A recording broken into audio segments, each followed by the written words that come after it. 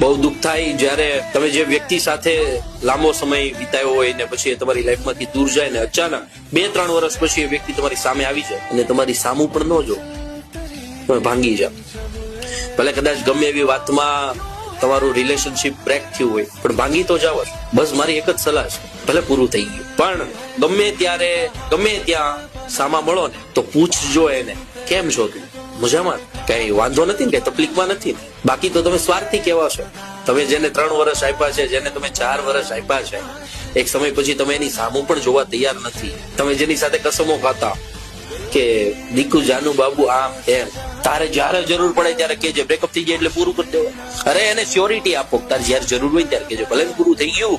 તમે તો ખોટા નથી ને, તમારી નીતિ તો સાચી છે ને. કદાચ કાલ સવારે એની લાઈફમાં કોઈ એવી નબળી પરિસ્થિતિ આવી, ભલે તમને છોડીને ગઈ, પણ એની લાઈફમાં નબળી પરિસ્થિતિ આવીને તમે એની સાથે ઉભા રહ્યા તો એને પછતાવો તો થશે કે એને મૂકી દીધો તો તોય અમારી સાથે ઉભો રહ્યો.